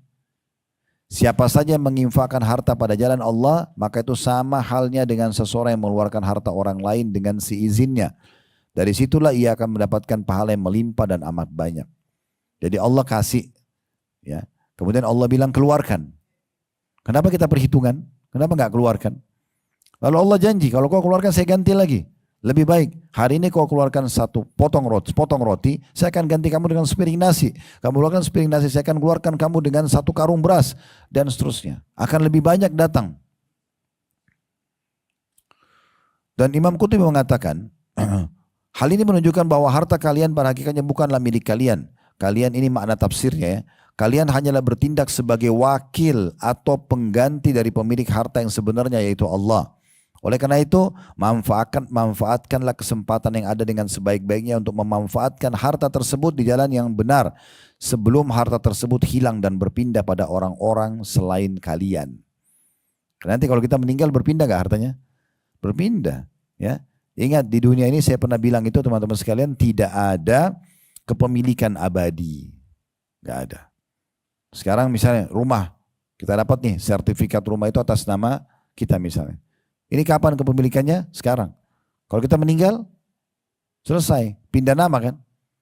Berapa kali, sudah berapa banyak rumah di Jakarta ini yang sudah ganti pemilik nama berulang-ulang. Benar gak? Gak ada yang abadi. Dia sudah beli rumah besar, dia udah urus rumah itu, dia buat bahan-bahan bangunannya sangat yang berkualitas misalnya. Tahu juga pada saat dia meninggal selesai. Ahli waris mungkin tidak pikir lagi masalah kualitasnya. Pikir mereka, saya mau dapat bagian saya. Dijual rumah tersebut jadi milik orang lain, ahli waris bagi. Selesai. Begitu juga si ahli waris itu, beli rumah lagi lain. Saya di Jakarta dijual, beli rumah di Cibubur. Oke, setelah itu dia meninggal lagi. Pindah lagi tuh, bukan milik dia, pemilik yang lain lagi. Seterusnya begitu. Gak ada pemilikan abadi. Apa saja. Handphone kita sekarang, kita pikirin handphone kita. Pada saat kita meninggal, selesai, bukan punya kita. Bagian, semuanya gak ada yang abadi. Abadi nanti itu di akhirat, di surga. Baru kepemilikan abadi. Sekali Bapak Ibu memiliki istana itu di surga, selamanya milik kita.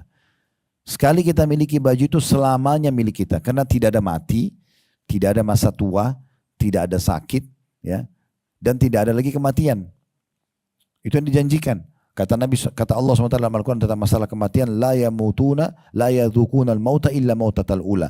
Mereka tidak rasakan lagi mati kecuali mati yang pertama saja. Kemudian yang kedua adalah masalah tidak habis masa tuanya, tidak sakit, ya. Itu disebutkan dalam hadis Nabi SAW. Kata Nabi SAW, orang yang masuk surga tidak akan habis masa mudanya, tidak akan sakit tubuhnya, ya. Dan ini semua Allah simpulkan surga ini dengan kata-kata Allah yang sering Allah ucapkan dalam surga, khalidina fiha, kekal selamanya di dalamnya. Kita coba kuatkan apa yang kita bahas ini teman-teman. Ini kita sebenarnya masih di judul karena penting untuk difahami. Nanti kita akan masuk pertemuan akan datang di cetang yang pertama. Khusus jenis sedekah, bersedekah dengan makanan. Nanti ada jenisnya. Nanti ada sedekah dengan hewan. Nanti ada sedekah dengan jenis-jenis makanan. Ada apa jenis-jenis sedekah, nanti ada beberapa yang disinggung sini. Walaupun sebenarnya tidak seberapa lengkap saudara dari buku kita ya. Tapi kita akan coba bahas sesuai dengan buku ini karena kita sedang bedah buku. Ada satu sahabat teman-teman namanya Abu Dahdah. Kisah yang unik sekali dari orang ini. Radhiyallahu anhu. Jadi waktu turun firman Allah Subhanahu wa taala dalam surah Al-Hadid, surah yang sama tadi surah nomor 50 tapi ayat 11. Ayat 11-nya. Tadi kan kita baca ayat 7-nya ya. Nah ayat 11 itu bunyinya man dzalladzi yuqridullaha qardan hasanan fayudha'ifahu lahu wa lahu ajrun karim. Barang siapa atau siapa yang memberi pinjaman kepada Allah dengan pinjaman yang baik, maka Allah akan melipat gandakan balasan pinjaman itu untuknya dan dia akan memperoleh pahala yang banyak. Jadi dalam ayat ini Allah seperti sedang mengatakan, ayo siapa yang mau pinjamin buat saya akan ganti loh berlipat. Padahal itu harta dari Allah juga. Abdullah bin Mas'ud radhiyallahu anhu meriwayatkan dalam sebuah hadis yang sahih bahwasanya pada saat turun ayat ini Abu Dahdah datang kepada Nabi SAW dan mengatakan, wahai Rasulullah, apakah Allah menginginkan pinjaman dari kami dari ayat ini? Siapakah yang mau meminjamkan kepada Allah dengan pinjaman yang baik? Kata Nabi SAW, betul wahai Abu Dahdah. Tanpa banyak berpikir, Abu Dahdah ini rupanya punya satu kebun kurma, isinya ada 600 pohon kurma. Banyak sekali nih, 600 pohon kurma. Maka dia mengatakan, ya Rasulullah, ulurkan tangan Anda. Nabi ulurkan, lalu dia mengatakan, ya Rasulullah, sambil dia salami tangan Nabi, dia mengatakan, sesungguhnya aku telah memberi pinjaman kepada Allah kebunku ini yang berisi 600 pohon kurma. Maka pada saat itu, Nabi SAW terima dan Nabi mengatakan begini, begitu banyak tandan anggur dan harum-haruman di surga untuk Abu Dahdah. Dalam riwayat lain, begitu banyak pohon kurma untuk Abu Dahdah di surga nanti. Akar dari tanaman tersebut terbuat dari mutiara dan yakut atau batu-batu mulia. Waktu dia lakukan itu, kebetulan di kebunnya tadi, karena kebun ini kebetulan buahnya ranum sekali, lagi berbuah banyak dan tertata dengan rapi. Jarak antara pohon dengan pohon, saluran airnya, ada tempat duduk-duduk kalau keluarganya pada kumpul. Lagi ada anak, istri sama anak-anaknya, Ummu Dahdah sama anak-anaknya. Maka Abu Dahdah datang lalu mengatakan, wahai Ummu Dahdah, keluarlah dengan anak-anakmu dari kebun ini karena aku sudah meminjamkan kebunku ini kepada Allah. Atau kepada Rabbku dalam sebuah riwayat. Ummu Dahdah karena juga punya iman, dia sudah tahu berarti suaminya infakkan. Maka dia tersenyum sambil mengatakan, sungguh beruntung apa yang telah kau pinjamkan untuk Abu Dahdah. Lalu dia keluar sama anak-anaknya. Begitu luar biasanya mereka memahami sedekah itu. Ini luar biasa ini. Juga Bapak Ibu sekalian fahami poin, semua yang kita infakkan Allah akan ganti. Tidak ada yang tidak diganti. Dan tergantung kadar keikhlasan. Allah sebutkan dalam surah Saba, surah nomor 34 ayat 39. Ini dalil yang tentang masalah Allah pasti gantikan. Jadi tidak usah ragu dengan masalah sedekah yang kita keluarkan. Surah Saba, surah nomor 34 ayat 39. Ini ada potongan ayat ya. Potongan ayat 39 itu bunyinya wa ma anfaqtum min syai'in fahuwa yukhlifu wa huwa khairur raziqin. Barang apa saja yang kamu nafkahkan, sedekahkan di jalan Allah, maka Allah akan menggantikannya dan dialah pemberi rezeki yang paling baik. Kata ahli tafsir dalam makna ini, Ibnu Katsir rahimahullah mengatakan dalam tafsir Quranul Azim beliau tentang ya, tafsir surah Saba surah nomor 34 ayat 39, beliau mengatakan kurang lebih artinya Allah yang akan memberi ganti pada kalian di dunia juga akan memberi ganti berupa pahala dan balasan di akhirat kelak. Juga dalam sebuah hadis Bukhari dan Muslim yang sangat masyhur, sabda Nabi SAW, ma min yawmin yusbihu al-ibadu fihi illa malakani yanzilani fayaqulu ahaduhuma Allahumma a'ti mumfikan khalafa wa yaqulu al-akharu Allahumma a'ti mumsikan talafa. Artinya, tidak ada suatu hari pun ketika seorang hamba melewatinya di pagi hari, kecuali Allah akan turunkan dua malaikat. Yang satu mengatakan, ya Allah lapangkan, luaskan rezeki orang yang bersedekah. Berikan ganti. Malaikat ini khusus berdoa dan Allah yang suruh itu. Mendoakan. Semua yang bersedekah, apapun pada hari itu, malaikat akan mendoakan dia.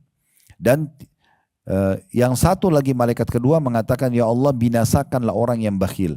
Kata Ibnu Hajar rahimahullah, binasakan jiwanya dan hartanya. Jadi jangan perhitungan. Orang yang dermawan itu dipastikan awet muda karena sifat hasad hilang. Orang sering iri kenapa? Karena selalu merasa ini punya saya. Iri sama punya orang. Tapi kalau dia sering memberi, hilang sifat hasad itu, tidak ada. Tidak apa yang lagi dia mau hasadin, dia selalu kasih orang. Mau orang kaya, mau orang miskin, boleh dikasih. Ini juga poin penting untuk digaris bawah ya. Sedekah itu boleh diberikan kepada orang kaya dan orang miskin. Tidak masalah. Contoh misalnya orang tua kita orang mampu. Kita ingin memberikan dia mobil baru. Boleh saja. Kita mau berikan ibu kita baju baru, mahal. Tidak ada masalah. Boleh. Memberikan kepada orang kaya dan orang miskin. Kalau zakat itu hanya untuk orang miskin, iya. Orang kaya tidak boleh, tapi kalau sedekah boleh. Tiap hari kita bisa memberikan makanan kepada orang, tiap hari kita bisa berbagi pakaian, tiap hari kita bisa mewakafin tanah, tiap hari kita bisa menyedekahkan kendaraan dan seterusnya.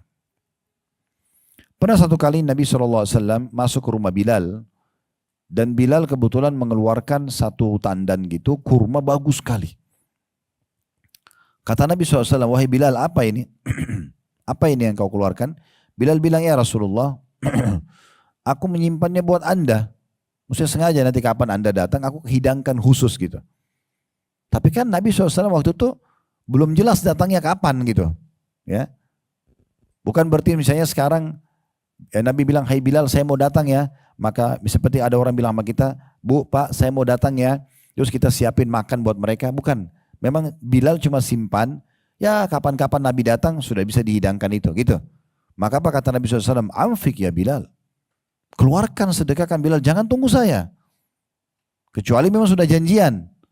Keluarkan. Wala takhsha min dhil arshi iqlala. Dan jangan pernah kau khawatir sedikit pun dari pemilik arsh atau Allah dari sedekah itu. Karena dia maha mencukupi. Dia akan mencukupi. Jadi keluarkan saja. Kalau kau nanti mau kasih untuk aku makna hadisnya, nanti Allah akan kasih di saat itu. Sekarang keluarkan dulu. Karena bisa saja itu amal terakhir. Kan gitu. Benar gak? Kan bisa saja itu amal terakhir. Jadi tidak boleh kita tunda-tunda. Dan hadis ini diriwayatkan oleh Al-Bazzar dan juga At-Tabarani. Dan ini disahihkan oleh Syekh Albani. Juga dalam hadis, ya, riwayat Muslim, kata Nabi SAW, "Ma naqasat sadaqatun min mal." Sedekah tidak akan pernah mengurangi harta. Nah ini persepsi orang Muslim kan beda. Ya, orang-orang kapitalis, kalau keluar berarti berkurang dong, kan gitu. Kita punya uang 10 juta, kita keluar 1 juta. Hitungan kapitalis dan akal manusia, oh berarti sisa 9 juta dong. Tapi Allah tidak seperti itu. Kalau kamu keluarkan 1 juta berarti akan datang berlipat ganda penggantinya. Berarti bertambah seperti orang investasi. Uniknya orang lebih percaya pada manusia daripada Allah. Kalau manusia punya satu perusahaan bagus, diajak kita investasi, kita berani mengeluarkan harta berapapun di situ karena kita tahu perusahaannya maju. Dan kita akan dapat keuntungan. Tapi ada risiko rugi kan. Kalau sama Allah ini beda. Modalnya bukan perusahaan, kasih orang miskin. Berbagi pada orang lain. Maka nanti Allah akan kasih kita. Tidak ada risiko kerugian karena akan diganti. Di dunia dapat, di akhirat dapat. Nah seperti itu pemahamannya. Ini poin penting untuk digarisbawahi. Juga Asma binti Abi Bakar radhiyallahu anhuma, ini anak Abu Bakar, sahabiat yang terkenal Asma radhiyallahu anha. Nabi SAW pernah bersabda kepada beliau, ini hadis luar biasa. Bagi orang yang masih suka hitung-hitungan nih, keluarkan sekian atau begini, kasih enggak ya, gitu-gitu ya. Kata Nabi SAW, la tuki fayuki alaiki. Jangan kau menyimpan-nyimpan harta tanpa menyedekahkannya. Ya, jika tidak, maka Allah akan menahan juga rezeki untukmu. Kalau kau perhitungan, Allah juga perhitungan sama kamu. Dalam riwayat lain, ini riwayat Bukhari Muslim, amfiki awim fahi. Ya, maaf. Amfiki awim fahi awin dahi. Wala tuhsi fayuhsillahu alaiki wala tu'i fayu'illahu alaiki. Infakkan hartamu. Jangan engkau menghitung-hitungnya. Keluarkan, jangan hitung-hitung. Keluarin aja. Kemudian jika tidak, maka Allah akan menghilangkan berkah rezeki tersebut. Jangan menghalangi anugerah Allah untukmu. Jika tidak, maka Allah juga akan menahan anugerah dan kemurahan untukmu. Ibnu Battal mengatakan rahimahullah, janganlah engkau menyimpan-nyimpan harta tanpa menyedekahkannya. Boleh nggak kita punya tabungan? Boleh saja. Tapi jangan tidak sedekah sama sekali. Gitu kan. Sibuk terus simpan. Karena orang yang terus sibuk nabung ini pasti akan bentrok dengan niat sedekahnya. Karena orang susah sedekah dengan nabung kan. Dan manusia tidak pernah puas Bapak Ibu sekalian. Tidak pernah puas. Ingat dulu waktu kita masih belum punya uang sama sekali. Kita berharap misalnya punya uang 1 juta rupiah. Oh, bagi kita sudah besar banget. Waktu belum punya uang, belum punya pekerjaan, belum punya apalah. Ya mungkin masih kecil. Bagi kita itu cukup besar. Begitu kita punya, cukupkah 1 juta? Enggak, manusia tidak puas. Pengen punya 10 juta, sebentar punya 100 juta, sebentar punya 1 miliar, 1 miliar punya 1 triliun. Gitu terus, gak ada puasnya. Kata Nabi SAW, anak Adam tidak akan puas sampai tanah kuburan dimasukkan ke mulutnya. Kalau kita mau ikutin tidak akan ada habisnya hawa nafsu itu. Ya. Maka Ibnu Battal mengatakan rahimahullah, jangan engkau menyimpan-nyimpan harta tanpa menyedekahkannya. Janganlah engkau enggan bersedekah, terutama membayar zakat, karena takut hartamu berkurang. Jika seperti itu Allah akan menahan rezeki untukmu sebagaimana ya Allah menahan rezeki untuk para peminta-minta. Baik, ini termasuk masalah infak yang harus difahami tentunya. Dalam sebuah hadis Bukhari yang lain, kata Nabi SAW, innaki lan tunfiki nafakatan tabtagi biha wajah Allah illa ujirta alaiha. Atau illa innaka lan tunfik nafakatan tabtagi biha wajah Allah illa ujirta alaiha hatta ma taj'alu fi imra'atik. Kata Nabi SAW, tidaklah nafkah yang kau keluarkan atau sedekah untuk mengharapkan wajah Allah, kecuali pasti yang kau akan diberi balasan karenanya. Tidak ada apapun yang kau keluarkan, kecuali pasti akan ada balasannya. Allah lebih tahu tentang masalah kadarnya. Sampai apa yang kau masukkan ke dalam mulut istrimu pun, yang ibu-ibu makan itu suaminya dapat pahalanya. Ya. Jadi sama juga kalau misalnya ibu-ibu masak, terus suaminya makan, sama walaupun uang dari dia. Ini semua ada pahala yang sangat besar. Baik, sekarang kita tutup teman-teman sekalian dengan statement ya, sebagian salaf tentang masalah sedekah. Ini sering saya ulangi kalau bahas tentang sedekah. Karena bagi saya perkataan-perkataan ini betul-betul menjadi motivasi atau motivator yang tidak ada hentinya membakar semangat untuk menjalankan sedekah itu. Dimulai dari perkataan Umar radhiyallahu anhu. Umar berkata begini, sesungguhnya amal soleh itu saling berbangga-bangga. Semua amal soleh saling berbangga-bangga satu sama yang lain. Lalu sedekah berkata kepada amal-amal lain, aku adalah yang paling baik di antara kalian. Ini perkataan Umar radhiyallahu anhu. Abdul Aziz bin Umair rahimahullah berkata, salat itu akan menyampaikan dirimu ya, setengah perjalanan. Puasa menyampaikan dirimu ke depan pintu sang raja. Saya ulangi ya, salat menyampaikan dirimu setengah perjalanan. Puasa menyampaikan dirimu ke depan pintu gerbang sang raja. Dan sedekah itu menyampaikan dirimu ke hadapan raja tersebut. Artinya saking tingginya kedudukan sedekah, sampai dalam pemahaman perkataan beliau ini berarti dia bisa di atas sholat. Walaupun sholat itu pasti yang paling afdal. Ya. Tapi memberikan pemahaman kalau orang sholat, orang puasa dan orang sedekah sudah sempurna, dia akan sampai ke Tuhannya Allah subhanahu wa ta'ala. Ibnu Abi Al-Ja'ad rahimahullah, beliau berkata, sesungguhnya sedekah itu benar-benar bisa menghilangkan 70 pintu keburukan. Karena orang sedekah bisa nggak jadi tabrakan, nggak jadi diganggu orang, bisa banyak selamat dari mara bahaya karena sedekah. Rutin bersedekah. Yahya bin Mu'adz rahimahullah berkata, tidaklah saya mengetahui satu biji dari pahala balasan amal soleh yang mengimbangi gunung dunia kecuali sedekah. Jadi walaupun dia kecil dikeluarkan, tapi pahalanya bergunung-gunung. Tidak ada amalan seperti itu, kata beliau. Nah, kemudian kita coba renung ini perkataan Asy-Syu'bi rahimahullah. Asy-Syu'bi ini ulama-ulama zaman dulu ya, klasik dulu, tabi'in, tabi'in dari sahabat dimulai kemudian generasi yang datang setelahnya. Beliau mengatakan, ini yang tadi saya ulang-ulangi, usahakan kita fahami teman-teman kalau kita ini lebih butuh dengan sedekah daripada orang miskin yang minta. Ini harus ditanamkan ini ya, karena kalau kita selalu pikir orang miskin itu yang butuh, kita selalu jual mahal. Balik sekarang, kita yang butuh, cari mereka. Karena kita butuh dengan pahala dicatat di buku amal kita. Ini kata Asy-Syu'bi, perhatikan terjemahannya ya. Barang siapa yang tidak memperlihatkan bahwa dirinya lebih butuh kepada ganjaran sedekah daripada seorang miskin yang butuh kepada sedekah tersebut, maka dia telah membatalkan sedekahnya. Kemudian dia katakan, dan telah memukul wajahnya sendiri dengan sedekah itu. Maksudnya tidak diterima sama Allah. Nah, tadi orang sombong, orang anggap remeh, kamu minta terus, ambillah ini. Ya, terpaksa kasih, nyakitin perasaan mereka, batal sedekahnya, percuma. Al-Laits ibn Sa'ad rahimahullah berkata, barang siapa yang telah mengambil dariku suatu sedekah atau hadiah. Ini perhatikan statement mereka ya. Siapa yang telah mengambil dari aku satu sedekah, kita kasih sepiring nasi, satu pasang baju, uang 10.000 rupiah misalnya. Dia bilang gitu, barang siapa yang telah mengambil dariku suatu sedekah atau hadiah, maka hak dirinya atas diriku ya lebih besar daripada hak diri itu atas dirinya. Karena sebenarnya dia lebih pantas saya hormati, kata beliau.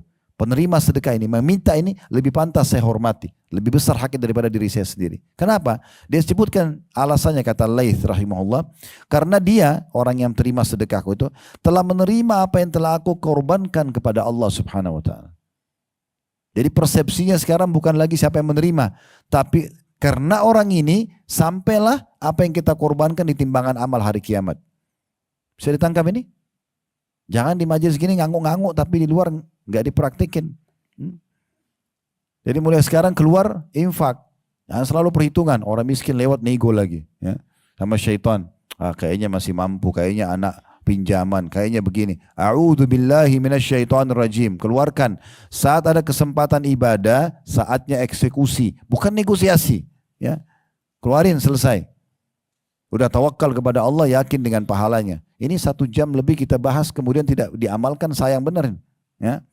Pulang sini masih pelit lagi, ya. Tidak mau mengeluarkan jalan Allah, seakan-akan belum yakin akan terima pahalanya nanti di hari kiamat. Tidak dapat balasan dunia dengan melimpahnya rezeki, ini percuma kita pelajari. Al-Fudail bin Iyad rahimahullah, seorang ulama tabi'in juga berkata begini. Ya.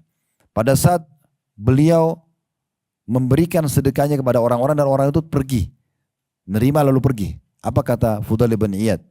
Mereka, ditunjuk orang-orang miskin yang jalan bawa hadiah sedekahnya itu, membawa perbekalan-perbekalanku atau perbekalan-perbekalan kita menuju akhirat tanpa diupah sedikit pun, hingga mereka meletakkannya di atas timbangan di hadapan Allah hari kiamat.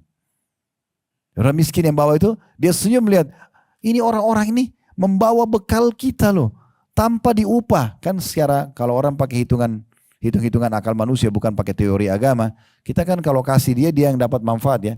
Balik sekarang, bukan dia dapat manfaat, kita dapat manfaat. Karena uang yang kita kasih 1 juta dipakai untuk kebutuhan dia, untuk kebutuhan anaknya, untuk kebutuhan dia, habislah uang itu. Tapi kita nilai 1 juta sedang dibawa timbangan amal dan harus melalui dia. Kan dia yang bawa itu, orang miskin itu yang bawa, yayasan itu yang bawa nanti ke timbangan amal. Ya gitu.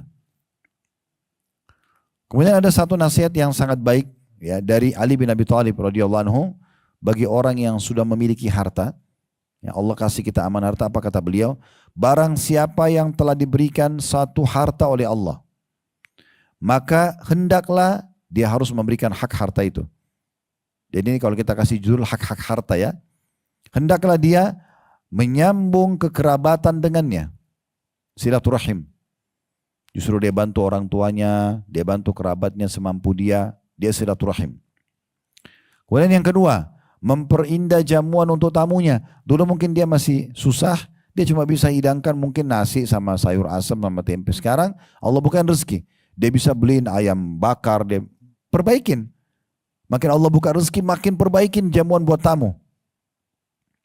Yang kedua, yang ketiga, menolong seseorang yang membutuhkan. Siapa saja yang minta, dia selalu bantu.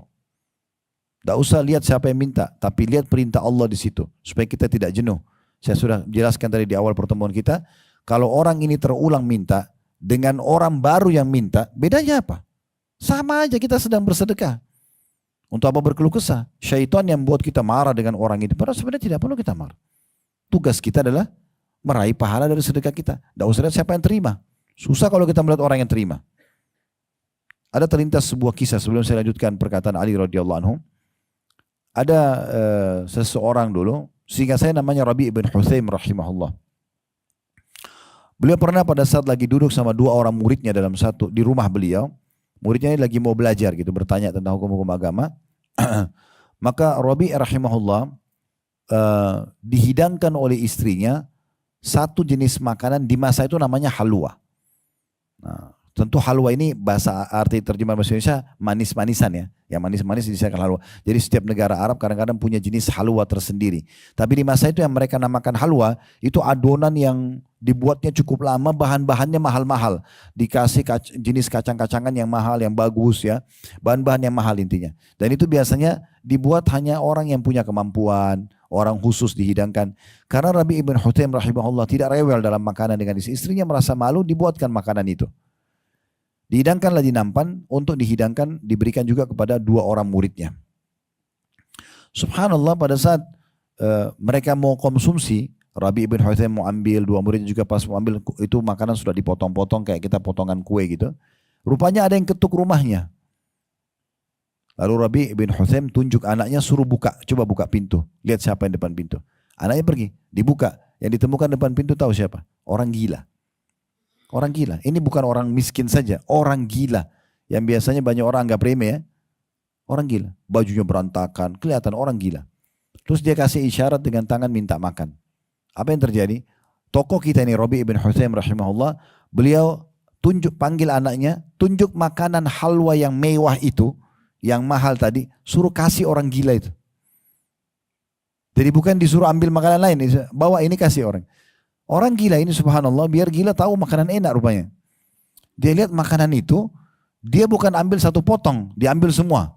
Dalam riwayat ini, dalam kisah ini dijelaskan, saking lahapnya dia makan, maaf ini kisah begitu, sampai netes-netes air liurnya dimakan itu. Habis bersih semua piring itu, karena orang gila dia nggak paham, dia lempar piring itu, nggak terima kasih pergi. Anaknya Rabi ibn Hutaim jengkel, anaknya si tokoh kita ini jengkel, dia ambil piring itu, dia tutup itu lalu dia kembalikan. Dia mengatakan, wahai ayah, semoga Allah selalu menjaga anda. Tadi itu kan yang minta orang gila. Apa bahasa anaknya begini ya? Dia tidak tahu nilai makanan yang kita kasih. Kalau tadi anda suruh saya masuk ke dapur ambil makanan apa saja, mungkin dia makan. Kurma kah, roti gandum kah. Kenapa harus halwa ini? Ini ibu saya buat susah-susah ini. Si anak tahu kalau ibunya buat susah. Saya kenapa ini, kenapa harus ini? Dan dia tidak tahu nilainya. Masuk akal ya, secara rasional benar anaknya kalau secara akal manusia. Perhatikan jawaban Rabi dengan teori agama. Kita selalu kembalikan ke agama, karena kalau kita selalu gunakan akal untuk menghakimi agama, ini gak akan ketemu. Tapi akal kita gunakan justru untuk menerima agama dan mengaplikasikan, itu benar. Gitu kan? Kenapa muncul banyak orang ateis, orang liberal, karena mereka menolak dalil itu, wahyu itu, baru mau akalnya lebih dulu. Jadi yang tidak selaras tidak mau dipakai. Ini gak bisa. Maka Rabi rahimahullah mengatakan, wahai anakku, ini nasihat dia dan ini kita ambil pelajaran. Kalau dia, orang gila itu tidak tahu nilainya makanan itu, ketahuilah kalau Allah tahu nilainya. Baru dia bacakan firman Allah, lan tanalu birra hatta tunfiqu mimma tuhibbun. Kalian tidak akan merasakan kesempurnaan balasan pahala sampai kalian infakkan apa yang paling kalian sukai. Jadi Rabi ibn Hutaim rahimahullah memberikan pelajaran kepada kita, orang gila pun tidak penting kita tahu itu gila atau tidak. Yang penting kita sekarang lagi ada kesempatan sedekah. Gak usah lihat siapa yang terima. Allah nilai sedekah itu. Gak penting manusianya, tapi yang penting Allahnya. Nah ini penting. Bisa ditangkap pesannya ya. Ngangguk-ngangguk lagi, tapi gak dipraktikin. Ya. Insya Allah, baik. Baik, selanjutnya. Yang penting Allah tahu saya sudah sampaikan. Ya. Lihat selanjutnya kata beliau. Jadi saya ulangi. Ali radhiyallahu mengatakan barang siapa yang telah diberikan suatu harta dari Allah atau oleh Allah dan hendaklah dia menyambung kekerabatan, silaturahim. Ini pertama. Yang kedua, dia memperindah jamuan untuk tamunya. Yang ketiga, menolong seseorang yang membutuhkan. Yang keempat, membebaskan tawanan. Tawanan perang. Yang kelima, Ibnu Sabil, orang terputus jalan. Ada orang datang dari Surabaya dirampok di terminal stasiun, datang ke kita mau pulang lagi minta transport misalnya. Nah, kemudian orang-orang fakir miskin, para mujahidin, dan ada poin penting sini. Setelah disebutkan jenis-jenis sedekahnya, kata Ali, dan dia harus bersabar atas musibah yang menimpa hartanya. Nah, ini penting ini, ya. Jadi siapapun yang dikasih harta, ada saja orang utang nggak bayar, itu sudah umum. Bukan bapak ibu sendiri, semua kita kena. Hah? Siapa di sini yang pernah utang, semuanya utang itu bayar? Ada? Coba angkat tangan, saya kasih mikrofon suruh ceritain pengalamannya. Itu luar biasa, 10 orang utang semua bayar semua on time, itu bagus banget. Tapi ada saja ujian datang, ada orang tidak bayar.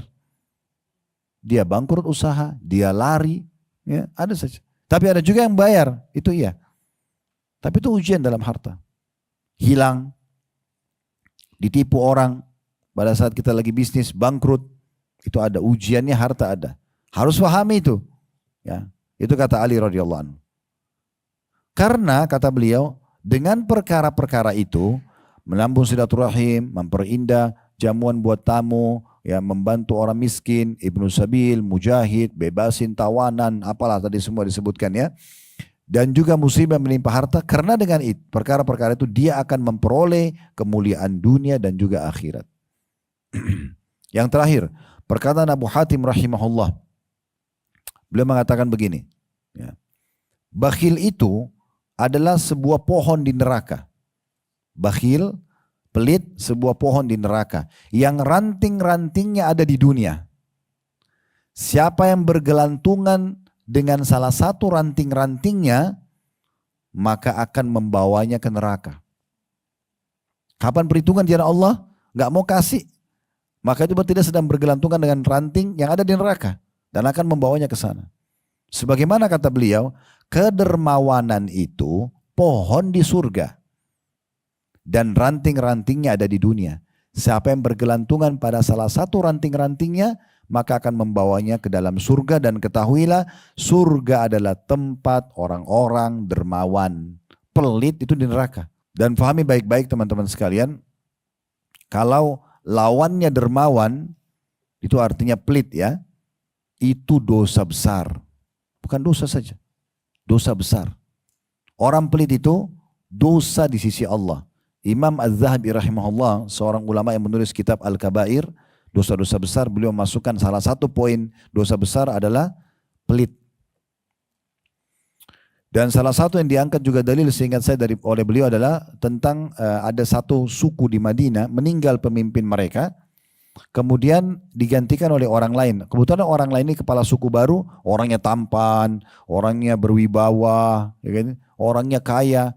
Waktu ditanya sama Nabi SAW orang-orang sukunya, bagaimana dia? Oh, dia berwibawa, dia tampan, dia gini dan begitu. Tapi sayangnya dia bakhil.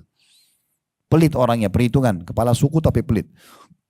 Maka kata Nabi SAW, penyakit jiwa apa yang lebih berat daripada pelit itu? Nabi bahasakan penyakit jiwa. Orang yang suka pelit itu. Itu luar biasa gitu, ya. Jadi ini peringatan. Kemudian juga teman-teman sekalian kita harus garis bawahi. Ini juga tambahan saya mungkin penutup. Kalau kita menginfakkan harta, Allah juga menyebutkan kita walam yusrifu. Mereka tidak juga berlebih-lebihan. Apa maknanya? Ya. Artinya, contoh misalnya Abu Bakar radhiyallahu anhu. Abu Bakar itu kalau Nabi SAW panggil, ayo berinfak. Beliau datang membawa hartanya, dalam riwayat dikatakan seluruhnya. Apa makna seluruhnya di sini? Apa yang sedang dia punya hari itu, dia infakkan. Tapi bukan yang dia sedang pakai ya. Bukan misalnya waktu Abu Bakar bawa, waktu akan terjadi perang Tabuk, dibahasakan dalam seluruh hartanya. Dia masih punya rumah, dia masih punya unta dan kuda, dia masih punya perkebunan kurma, dia masih punya. Tapi apa yang ada, dia keluarkan semua. Misal contoh di dompet kita atau di tasnya ibu, misalnya ada uang 1 juta. Kemudian ada orang datang minta bantuan. Nah kalau Abu Bakar itu 1 juta itu dikasih semua. Dia bukan ambil 100.000 saja, enggak. Itu sifatnya Abu Bakar. Itu contohnya. Jadi juga jangan pulang sebentar dari sini, oh Ustadz tadi suruh infak. Habis semua di rumah dikeluarin, sendok-sendok, garpu-garpu, semua panci, sedekahkan aja. Bukan itu yang dimaksud. Ya. Tapi kita keluarkan yang kita mampu untuk keluarkan setelah kita pikirkan kebutuhan kita. Gitu kan? Karena memang kebutuhan dasar juga kita butuh untuk itu. Ya. Kita butuh untuk itu. Beda kalau misalnya, ya contoh yang lain tadi, kalau kita punya makanan misalnya, terus kita berbagi makanan itu. Misalnya kita punya makanan 1 porsi, maka kita bagi 2. Walaupun sebenarnya kita di rumah ada makanan, tapi kita lagi mau makan, kita lihat ada orang susah, kita bagi makanan tersebut. Kita juga butuh makan, karena lagi lapar, kita makan, bagi 2 kita kasih kepada dia. Kalau kita masih punya harta, ada uang kita bisa beli, kasih utuh, kita beli lagi baru, itu oke. Nah seperti itu kurang lebih gambarannya. Baik, ini bahasan tentang masalah bab sedekah dan infak, dan insya Allah ke depannya nanti itu yang cetang pertamanya, kalau yang pegang buku di halaman 55 itu bisa diberikan judul sedekah dengan makanan. Ya, sedekah dengan makanan. Karena di situ ada penyebutan tentang masalah kurma. Kemudian cetang keduanya di halaman 56 itu ditulis sedekah untuk keluarga.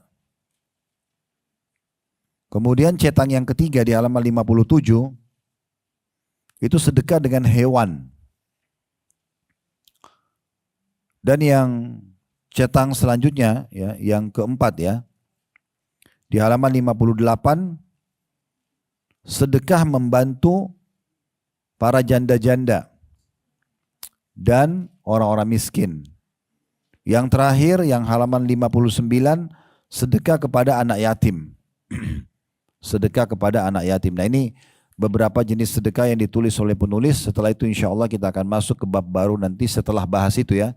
Ini mungkin satu jenis sedekah kemungkinan satu kali pertemuan. Jadi kita butuh 4-5 pertemuan menyelesaikan bab sedekah insya Allah. Baru kemudian kita masuk ke bab jihadnya. Allahu a'lam. Baik, saya mengajak teman-teman selalu mendukung channel dakwah kami ya, dengan di YouTube subscribe, like dan juga loncengnya supaya Anda selalu dapat notifikasi dari kami, juga di Instagram, Facebook, di di TikTok sekarang mungkin ya, ada follow. Silakan di-share setiap jadwal-jadwal pengajian supaya Bapak Ibu juga panen pahala bersama kami. Dan dukung semua channel dakwah yang menyampaikan Al-Quran dan Sunnah sesuai dengan pemahaman salaful ummah insyaAllah. Kemudian juga saya mengajak teman-teman untuk berinteraksi dengan kami dan menjadi donatur tetap di Yayasan Sedekah Kreatif. Bisa datangi medsos kami Yayasan Sedekah Kreatif, cukup banyak kegiatan di sana. Bisa Anda ikuti semua program-program yang ada atau salah satunya. Dan yang paling baik kami ajak Anda menjadi donatur tetap. Dan juga terakhir bagi teman-teman yang berharap atau mau mengajarkan ibadah haji dan umroh bisa juga bergabung di travel yang Allah amanahkan kepada kami Uhud Tour, dan bisa dilihat medsosnya. Bisa lihat medsosnya Uhud Tour, bisa lihat program-program yang ada dan bisa juga daftar melalui CS kami di sana. Kalau ada benar dari Allah Subhanahu wa taala, kalau salah dari saya mohon dimaafkan. Subhanakallahumma bihamdika asyhadu an la ilaha illa anta astaghfiruka wa atubu ilaik. Wassalamualaikum warahmatullahi wabarakatuh.